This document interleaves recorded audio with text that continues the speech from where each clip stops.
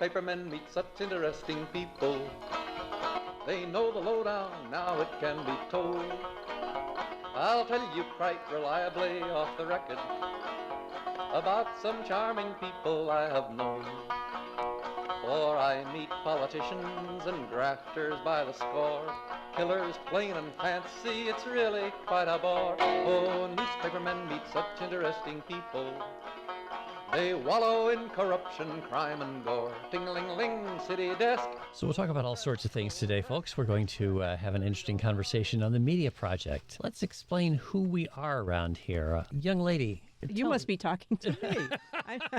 I'm Judy Patrick. I was editor for a long time for a daily newspaper, and now I work for the New York Press Association trying to save us all from oblivion. Save us all. Yes, and you, young lady. This is Barbara Lombardo, and not to correct you, Rex, but as somebody who is clearly not as young a lady as I used to be, I don't like that term. Right. I think it's unintentionally demeaning. Outmoded. Actually, I remember watching Joe Biden on the campaign stump, how many years ago that was when he was running, and he kept using the phrase, ladies and gentlemen, and that's a really old phrase, isn't it, ladies and gentlemen? We just don't say that kind of thing anymore. Hello. Well, he also used to say folks. Folks, yeah. Try to wrap every young lady is Jerry Lewis. Young lady!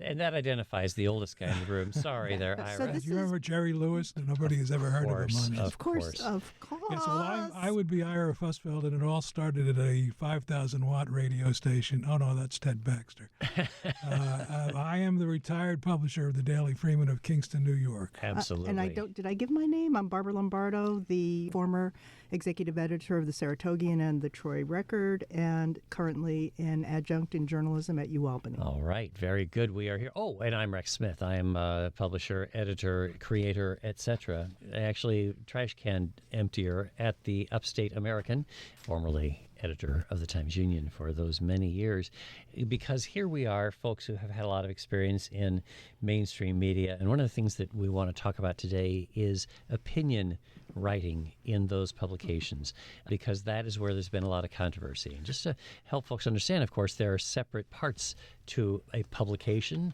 to an outfit like WAMC, where you have news coverage and you also have opinion. There's commentary on the radio. And in the newspapers, of course, the text-based journalistic outlets, there's news coverage and there are opinion pages, editorial pages, op-ed pages. And this is where there is often a lot of controversy, lately especially. Most recently, there has been a lot of fighting about this at the Washington Post, where the owner of the paper, Jeff Bezos, has said that he wants the newspaper to reflect points of views. Everything in the opinion section now, he says, must focus on personal liberties and free markets. That rule prompted the editorial page editor, David Shipley, to quit. And within the past days, it did prompt a 41-year veteran of the newspaper, a great columnist named Ruth Marcus, to leave when a column she wrote was spiked, as we say, was killed by the publisher. Now let's just talk for a minute about why a media publication ought to even have an opinion section. Ira, you're the veteran guy here. You worked up from being a sports writer to being sports editor to being editor and then publisher. Why did you think that it was important for your newspaper to have opinion coverage? Well, I think that a newspaper is many things to many different people, and there are people who are only interested in the crossword puzzle, and then there are people who are interested only in the obits, and then there are people who are interested in opinion. And I've always felt that most newspapers believe that the opinion section should be a broad cross-section of opinions. There shouldn't just be saying those ideas espoused by one political party and not the other is right. You should have 2 points of view or more on your pages. So historically, that's what has been the case at newspapers. What has happened in recent years, for any number of reasons, that particularly in smaller newspapers, is that there is less opinion because there's less resources to produce that opinion, and also because we were getting a lot of feedback, we meaning editors and publishers, from people who believed that the news coverage was tainted by the opinion coverage, and that if the opinion was one way, then the news stories were also the same way. And although we could stand on our heads and say, no, that's not the case, people were believing it, and it was hurting our credibility and hurting, unfortunately, our sales. So why would we bother? I would say that the reason is that newspapers then and now have a larger calling than to merely report the news. It's important to report the news, but we also served, going back to the older lingo when I was a young lady, that it would be kind of a town square, that this would be the place where serving the public, different voices could be heard, and that people knew that they could turn to their local newspaper or their national newspaper, but their local newspaper mostly, for exchange of ideas and to let themselves be heard, to get their voices out there, and that serving the public would be the higher calling for the company, not serving the owners, although, as Ira alluded to, you also want to make enough money in the process to keep doing what you're doing. So, but now, Judy, your paper, when you were the editor of the Daily Gazette in Schenectady, went back and forth on one key issue on the opinion pages, which is endorsement of candidates. Can you make an argument on either side of that? I sure can. I was an editor. But an editorials basically are speaking on behalf of the masthead. And the opinion page in a print newspaper is easy to differentiate from the rest of the news coverage because it's on a different page. It's far more difficult when you're talking about a website where it's easy to be confused about what's what. We, for a long time at the Daily Gazette, did not endorse political candidates. We felt that was a decision up to the voters. We, for a short while, went back to, I think now they still do endorse candidates. It's a lot of work to endorse candidates, but it's a good exercise in terms of interviewing all the candidates and sitting down with them. I walk away believing that you do need to endorse candidates, because I think it's to not do so is to kind of to not do part of your job. I think part of our job was to offer our readers comprehensive viewpoints. And in addition, the opinions. The opinions are people, thoughtful, well-reasoned people from around the community telling us things that we weren't able to report on the hard news pages or the featured news pages in a compelling way. That opinion pieces give you a level of understanding of an issue that you can't get from a regular news story. You know, it's interesting that what turns out to be good business for journalistic outlets is also good civic work. That is, giving voice to these people is really the right thing to do if you have the power of the press. If you're the news organization that is dominant in your community, it's the right thing to do to let other voices be heard other than the masthead, as you say, the editor, publisher, whoever it is who makes up the opinion section. And a great newspaper will recognize that. The Washington Post, being the example, is that they would have both on the right, George Will and Megan McArdle. On the left, they would have Eugene Robinson, Catherine Rempel.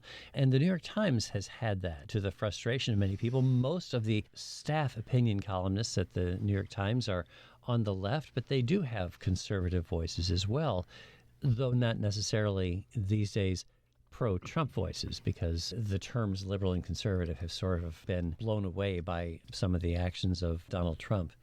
But if you are the owner of a newspaper, of course, you have a right to, in some way, control everything that paper does. And I think that what Bezos is doing at the Post is exercising his authority, but we would all agree that he's doing so unwisely and inappropriately for an entity that seeks to be a community institution, like a newspaper. But if he keeps his hands off of the rest of the paper, which is, as far as I can tell, he is doing, then it's appropriate for him to do what he's doing on the editorial page and either make a mistake or hit a home run with it. But, you know, that there has been quite a movement of people deciding to cancel their subscription to the Washington Post in light of this recent development. And my opinion is that there are still hardworking journalists providing good news coverage from that paper, and they shouldn't be tampered with, and they shouldn't have the readers' backs turned on them. We have to see whether Bezos will carry his authority over to the rest of the paper. I'm with you on that one. In the column that was spiked, by the way, maybe we should just do a little diversion here to talk about spike. Every desk in a newsroom used to have a spike on it. There literally was a spike. Yeah, a little thing about 3 inches tall, 4 inches tall that you would put a paper copy of the story that you wrote. OSHA wouldn't allow it today. Right. Actually, for a while, they created protected spikes so that you had a little arch over the top of it, so you could stick a piece of paper in and spike it, and without whacking the palm of your hand on it. And there's an old newsroom custom that it's bad luck to whistle in the newsroom. You know about that? I've heard that. Yeah. So I had an old rewrite guy when I was first a young reporter. I was walking across the newsroom whistling, and old Tom Demaretsky said to me, "If you keep whistling, I'm going to put a spike through your eye." Ouch. So I learned That stuck with you. It certainly did. That was 40 years ago, and I have never whistled in a newsroom since. So this decision to spike Ruth Marcus's column came from, apparently, right from the top, the very top. And Well, they've never said that, but there was a time lapse between when they would have normally told her your column's approved and when it was not approved. And I think the presumption, although she does not make this presumption that Bezos literally had his hands on it, I suspect he was consulted, but the decision apparently was made by his underling. By the publisher. Yeah. Right. And this follows the spiking of an editorial in which they were going to endorse Kamala Harris for president. Right. And while they are espousing the need for editorials or columnists that only talk about personal liberty, I was imagining that Ruth Marcus was expressing her personal liberty at criticizing the decision to restrict the columnists, to kind of, as she described it, to put a shock collar around their columnists. And they never knew when it was going to go off because it was so amorphous. They didn't know what exactly personal liberty meant. Mm-hmm. You know, there's a conundrum involved in this, and Ira and I worked for the same company for a number of years, and the owners of that company, you would know better than to write a story that was criticizing that company, even if the company was doing things in other parts of the country with papers that they owned and, decimating newspapers. You would have to think twice before you went ahead to publish, certainly commentary. I think they were even touchy about wanting to make sure if you were mentioning the company that it had to, be bounced upstairs somewhere. Well, they wanted to review it. If the company's name was going to be in a story, they wanted to see it first. Yeah. So there were things where, was it in Detroit or Denver, where they were... Yeah, in Denver. The Denver Post they own. So there was some coverage of that, but it was done at your risk as the editor. Absolutely. I thought that the column that was spiked, the Ruth Marcus column that led to her forced resignation, she talks about what columnists owe to readers. She said, we ask them to trust that is what we provide, that is their best judgment on any particular issue, that we aren't being told how to think or what to say or trimming our sails to stay out of dangerous waters. But once the changes are implemented, that is the changes that Bezos is requiring, I fear that readers will no longer be able to rely on such assurances because Bezos, as I read his message, has told them they can't. He won't publish views that don't conform to his principles. And so that is what is at stake here, because you're telling a columnist you can only write your opinion if your opinion agrees with the guy who owns the paper. And although she was forced out, wouldn't you think that does become an untenable situation for you as the columnist, that Yes. you would not want to work for them? And yet, now that voice is lost. Yeah. So Terrible. It shows that I think a publisher who has this point of view, who isn't willing to be open to other points of view, should get out of the business. What's complex these days is that so much of the media world is simply following one particular point of view that I think people have come to believe that nothing can be trusted that they read. Because Fox News initially began this fight by distorting the news entirely, which it does. Even its news content is purely reflective of a far-right point of view. Because of that, in a lot of venues, they can't trust that what they're reading is fairly presented. And since we have a government now that you can't trust, when you see Pam Bondi's Justice Department or RFK Jr.'s Health Department or Kash Patel's FBI, what they're saying, you can't trust that. So where does a person turn if they want to find information that is fairly presented, points of view that are an accurate representation of what people really believe and not just a reflection of what they're told to believe? I used to go to, New York Times, Washington Post, and the LA Times were my go-to sources. And now I've essentially lost two. Even though I know we're talking about, well, the news side is still has its integrity and is robust, how do I know that Jeff Bezos is not going to dip his fingers into that as well going forward? It's early in the Trump administration, and these billionaires have shown no inclination to not kowtow to whatever the administration wants. So let me bring up another issue that is problematic for reporters on the news reporting side of things, and that is getting straight what is actually going on in Washington. And what I mean about that is that usually you can tell what an administration is doing, the Biden administration, the Obama administration, and so on, because there is something of a unity of voice. People follow what the boss says, perhaps. One of the good reasons to have press conferences is that when the president answers a question, that makes it clear to the bureaucracy what the point of view of the administration is. These days, it seems as though so much decision-making is sort of on the fly, made by Donald Trump. It goes back and forth. Greatest example being the tariffs that are on in the morning and off in the afternoon and back on again. That if you're a reporter, you can't really write with any assurance about what it is that's coming out. And I would think that on the one hand, that gives you good opportunity for coverage because you can write about the disparate views, which is often newsworthy.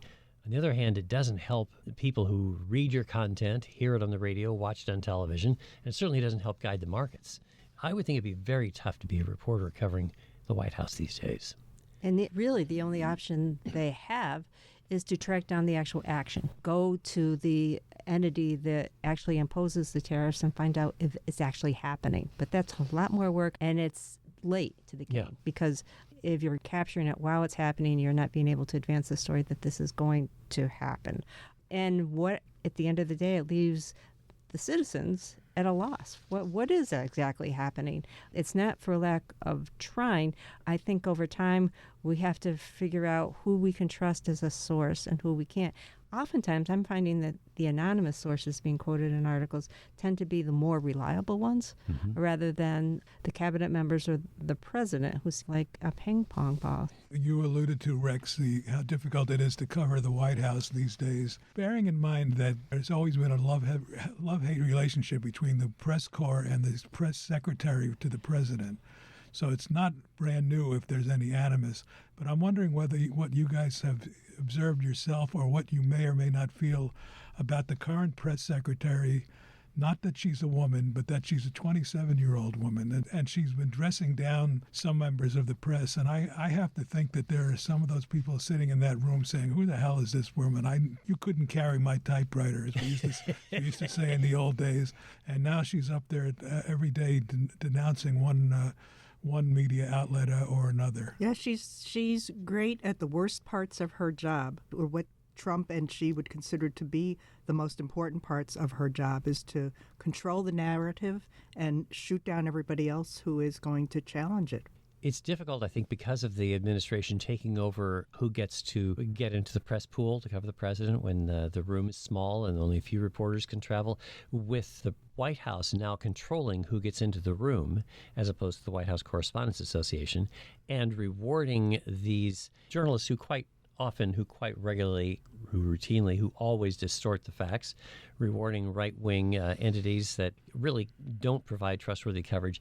What that does is it makes you suspicious of even the pool reports. You just don't know if you're getting accurate coverage now from reporters who feed their information to other reporters. You understand that's how this works. A reporter who is part of the pool takes notes on everything, then provides a feed to everybody else who can then use that material. Here's what actually happened in the Oval Office when there were only a few reporters.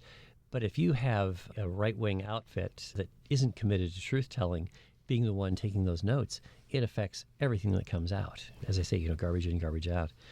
So it's a difficult task these days. Well, that comes back to what Judy was saying about anonymous sources. So you might want to trust anonymous sources in a story whose byline you trust, and whose news outlet you trust. So that's an important consideration of where's the anonymous source being relayed, and that the onus is on reporters. You're talking, Rex, about how hard it is for reporters to develop sources outside of those So who knows, some of them might be cabinet members, but the staffs in the White House, they need to have good reporting sources to be able to tell the real stories. You know, one of the interesting threats to those sources, though, is that they might be found out. The Department of Homeland Security, we've learned, they've had to take lie detector tests in a hunt for who is making leaks to the press. Imagine the great workplace environment if your boss is calling you in to take a lie detector as to whether you've spoken to a reporter. We've all had to deal with workplace issues as leaders of organizations, and I can't imagine that things are good in the federal workforce these days, but anybody who talks to a reporter about things is at risk, which makes it, again, much harder for journalists to actually do their job if you're potentially imperiling the livelihood of somebody who you're talking to. Yeah, but one of the dirty little secrets of journalism is the fact that the leakers are often the people at the tippy top of the chain, the ones not likely to get the lie detector test. I mean, that's often the case. I mean, Donald Trump was notorious for being a leaker himself. Yeah. Although, again, we don't know whether he's going to change his mind before the story comes out or is published, so that makes it more difficult. Again, it's this whole idea that truth is becoming elusive for us. Yeah. We do not know where it is or what it will become. And even if we do see that the tariff is taking effect, they could pull it off. You know, they could rescind it within minutes. So it's such a time of upheaval, and I would almost say chaos. Oh, no. I'm starting a campaign. I believe the word chaos is being overused. I alluded to it on another program. And chaos, as far as I'm concerned, is when the prehistoric animal is chasing the crowd down the street as the crowd screams in horror. I think that sounds perfectly apt. We're screaming in horror. So that's the word chaos. We'll see. If you have views, folks, media@wamc.org is where we like to get email, and we'd love to hear your point of view. We'll share them with listeners next time. This is the Media Project of Northeast Public Radio. That fellow who doesn't like chaos, at least the term thereof. Ira Fussfeld, Barbara Lombardo is here, Judy Patrick, and I'm Rex Smith, some veteran journalists, just sharing our views on some of the issues that are important. I want to talk just a minute about libel protections, because this is one of the issues that is confronting us. Actually, there are many challenges to trying to cover the Trump administration. Many efforts are being thrown up to try to stop accurate coverage. But one of the pernicious threats out there is the loss of the libel protection afforded by a great Supreme Court decision 61 now years ago, New York Times v. Sullivan, which gave basically empowered investigative and watchdog reporting by protecting the press from frivolous lawsuits, so that in order for a public official to succeed in a libel suit, first, they have to prove that what was published was false. Second, they have to prove that it was published with knowledge of the falsity or with reckless disregard for whether it was true or false.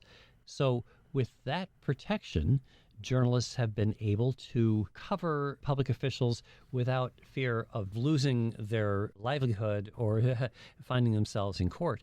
But now that's imperiled. Why is that? What's the threat there? Well, we have some Supreme Court justices who say they want to overturn that libel standard. And I think the threat is that there's a lot of money behind the people who are challenging it, right? You know, there's no doubt that journalism as an industry or as a profession flourished after the Sullivan case in the early 60s. I mean, you saw a growth in investigative reporting unlike any other time in history.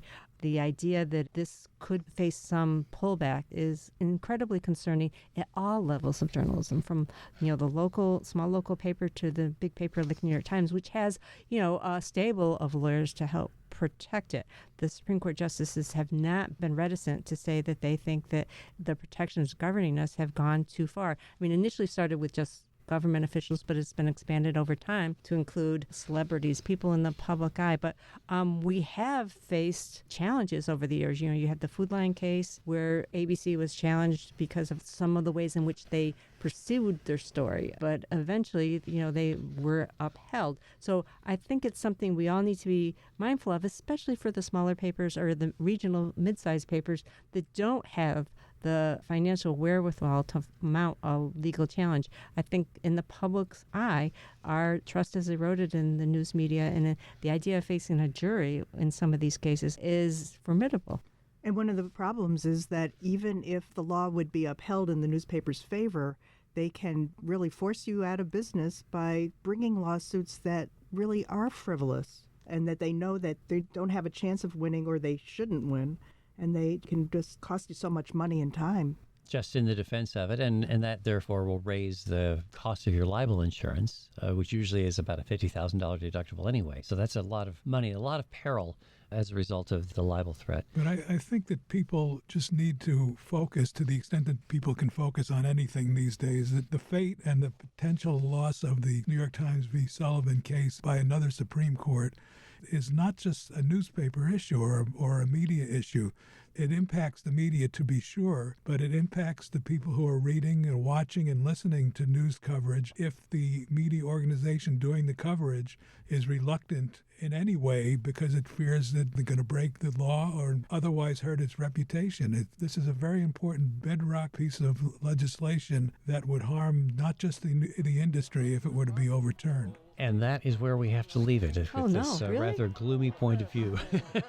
I specialize in that.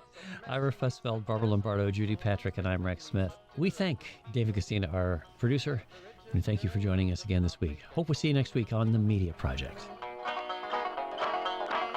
Now newspapermen are such interesting people. They used to work like hell just for romance. But finally, the movies notwithstanding, they all got tired of patches on their pants. They organized a union to get a living wage. The Media Project is a national production of WAMC, Northeast Public Radio. This week's projectors include former Times Union editor and current Upstate American Substack columnist Rex Smith, Judy Patrick, Vice President for Editorial Development for the New York Press Association and former editor of the Daily Gazette, Barbara Lombardo, Adjunct Professor at the University at Albany and former editor of the Saratogian, and Daily Freeman Publisher Emeritus Ira Fussfeld. You can listen to The Media Project anytime at WAMCpodcast.org or anywhere you get your podcasts.